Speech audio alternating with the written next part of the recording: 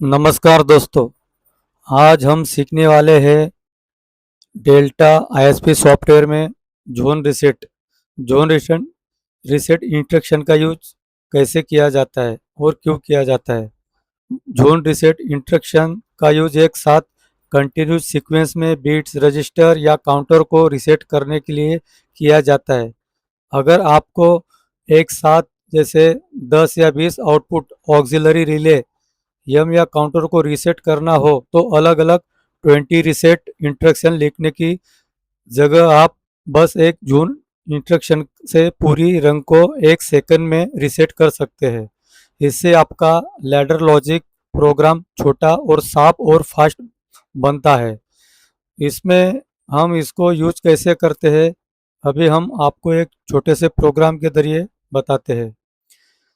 सबसे पहले हम आईएसपी सॉफ्टवेयर को यूज कर लेते आईएसपी सॉफ्टवेयर को ओपन करते हैं और यहाँ से एक नया फाइल क्रिएट कर लेते हैं और फाइल का नाम हम ZRST जोन रीसेट करके लिख देते हैं। यहाँ से मैं ब्राउज़र को चेंज कर देता हूँ, जो इसमें स्टोरेज करता है वो है हमारा डी। इसके बाद इसको ओके करते हैं दोस्तों। ओके करने के बाद हम यहाँ से नया फाइल क्रिएट करते हैं।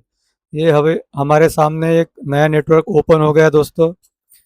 अभी हम सबसे पहले एक काम करेंगे, जैसे फॉर एग्जांपल आपने देखा होगा दोस्तों मशीन पे जैसे कोई सेंसर लगे या इमरजेंसी पुश बटन होता है या कोई मशीन ऑटो साइकिल में काम करते वक्त कोई सेंसर का इनपुट नहीं आता है या कोई सेंसर कंटिन्यूस मतलब ऑन रहता है, तो वो अपने को ये इंडिकेट करता है कि कोई मशीन में अपने फॉल्ट है।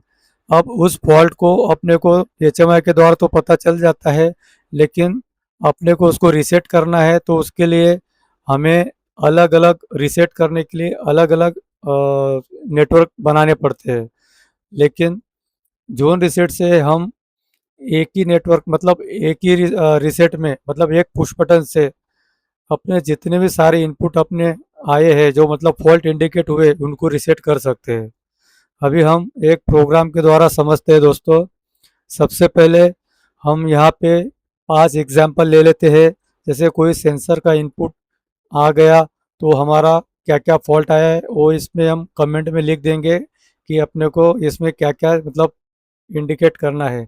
जैसे फॉर एग्जांपल हम सबसे पहले लेते हैं दोस्तों LD-M0 LD-M0।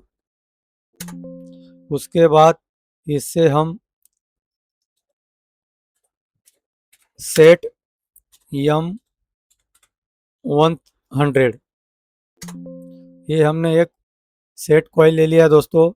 और M0 जो है हम इसे एक सेंसर का इनपुट मानते हैं। दूसरा एग्जांपल लेते हैं, एक नया नेटवर्क लेके दूसरा एग्जांपल में हम लिखते हैं जैसे ये दूसरा सेंसर है हमारा LD-M1।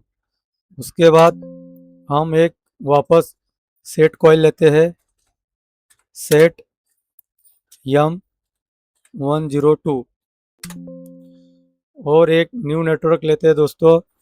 ये मैं इसलिए बना रहा हूँ दोस्तों जिससे आपको क्लियर पता चले कि हम मतलब क्या समझाना चाहते हैं। LD-M2 और वापस एक सेट कॉइल लेते हैं सेट M103। इसके बाद और एक न्यू नेटवर्क लेते हैं और उसके साथ में हम और एक कोई इनपुट ले लेते हैं जैसे LD-M3 और एक सेट कॉइल लेते हैं सेट M104। अभी हमने 4 नेटवर्क बना लिए दोस्तों। एक हमारा M0 से M100 सेट होगा, M1 से M10 सेट होगा और M2 से M103 और M3 से M104। अभी हमारे पास ये 4 इनपुट है और ये 4 इनपुट जब आएंगे तो हमारी ये चारों M100 से लेके M104 तक ये सेट होंगे। जैसे वन बाय वन सेट होंगे तो हमें क्या है, एक बार सेट हो जाता है तो उसको रीसेट करने के लिए वापस हमें एक नया प्रोग्राम या नया नेटवर्क लेके उसमें न्यू इंस्ट्रक्शन लिखना पड़ता है, जिससे हमारा M102 रीसेट हो। लेकिन हमें इतना लिखने की ज़रूरत नहीं है। अभी हमारे पास ये 4 इनपुट आ गए हैं। अभी हम एक अभी नया नेटवर्क लेते हैं, और नया नेटवर्क लेने के बाद में इसमें हम अभी आपको जोन रीसेट इंस्ट्रक्शन का यूज कैसे किया जाता है वो बताते हैं। अभी हम यहाँ पे एल डी एम 500, ये हमारा एक रीसेट बटन रहेगा दोस्तों, जो ये चारों को एक साथ रीसेट कर सकते हैं। ठीक है, अभी यहाँ पे हम ZRST, अभी यहाँ पे हम प्रोग्राम जब बनाते हैं तो हमें ये पता होता है कि हमें कितनी इनपुट आएंगे और कितनी इनपुट को रीसेट करना है। वो हिसाब से हम यहाँ पे प्रोग्राम लिखते हैं दोस्तों। जैसे कि M100 से लेके M104, इतने सेट को हमको रीसेट करना है। ठीक है दोस्तों, अभी यहाँ पे हमने लिख दिया D1 में M100 से लेके M104 तक। ये हमारे जो 4 इनपुट है इनको एक साथ रीसेट किया जाएगा। अभी ये प्रोग्राम हमारा बन गया दोस्तों। ये प्रोग्राम को थोड़ा अभी ये स्क्रीन थोड़ा बड़ा कर लेता हूँ मैं। अभी देखिए आपको अभी अच्छे से नज़र आ रहा होगा। जैसे M0 अगर इनपुट आता है तो M100 हमारा सेट होता है। M1 इनपुट आता है तो M102 हमारा सेट होता है। M2 आता है तो M103, और M3 से 104, ये सारे सेट होते हैं दोस्तों। लेकिन अभी सेट तो होता है तो उसको रीसेट भी तो करना पड़ेगा दोस्तों। अभी रीसेट करने के लिए हमें क्या है, फिर यहाँ पे वापस एक नेटवर्क बनाना पड़ेगा, फिर उसमें एक वापस कोई बिट लेनी पड़ेगी, उससे हमको इसको रीसेट करना होगा। तो अभी हम एक ही पुश बटन से या एक ही कोई इनपुट से हम इनको रीसेट कर सकते हैं दोस्तों। अब हमारा ये प्रोग्राम बन गया है।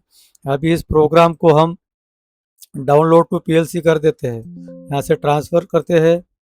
इसके बाद ट्रांसफ़र होने के बाद इसे क्लोज कर देते हैं। ये हमारा अभी क्लोज हो गया दोस्तों। अभी इसको हम ऑनलाइन ले लेते हैं। ऑनलाइन लेने के बाद पीएलसी को कर देते हैं रन। ये हमारा रन हो गया दोस्तों। अभी यहाँ पे आप नहीं समझ पा रहे होगे दोस्तों, एक काम करते हैं, ये जो M100 से लेके M104 तक हम यहाँ पे पर्टिकुलर कोई नाम दे देते हैं, जिससे आपको अच्छे से पता चलेगा दोस्तों। अभी वापस हम पीएलसी को ऑफ कर देते हैं और ऑफलाइन मोड में जाते हैं। अभी सबसे पहले हम यहाँ से डिवाइस कमांड में जाते हैं। M100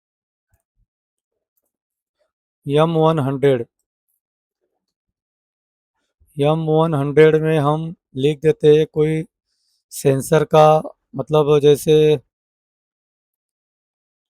एक मिनट, M100 में हम लिखते हैं दोस्तों कन्वेयर कन्वेयर कन्वेयर फॉल्ट। इसके बाद M102 में लिखते हैं डूअर ओपन। इसके बाद M103 में लिखते हैं पम्प ओवरलोड। और इसके बाद M104 में लिखते हैं इमरजेंसी स्टॉप।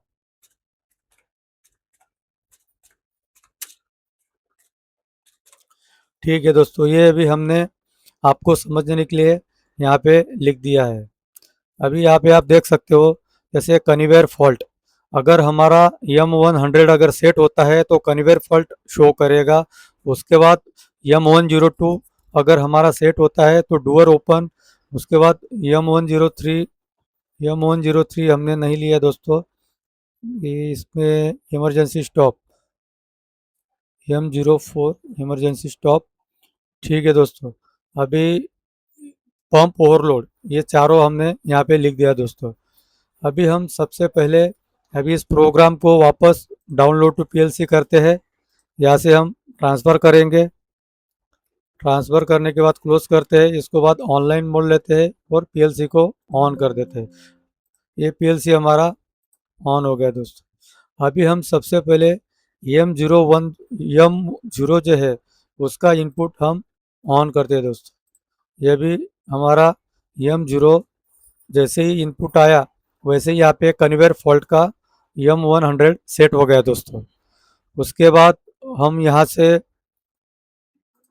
M1 को भी सेट कर देते हैं दोस्तों। जैसे M102 को सेट कर दिया, जैसे डूअर ओपन है दोस्तों। अभी हमारा M100 और M102 हमारा सेट हो गया दोस्तों। अभी हमें ये तो सेट हो गया, तो रीसेट करने के लिए हमें अलग अलग स्विच या अलग इंस्ट्रक्शन लिखना पड़ता था दोस्तों। लेकिन अभी हम एक ही पुश बटन से, जैसे M500 ये हमारा एक पुश बटन है जो रीसेट करने के लिए दोस्तों। इसमें भी हम एक बार नाम लिख देते दोस्तों। इसको पीएलसी को करते स्टॉप। यहाँ पे हम जाएंगे डिवाइस कमेंट में और यहाँ पे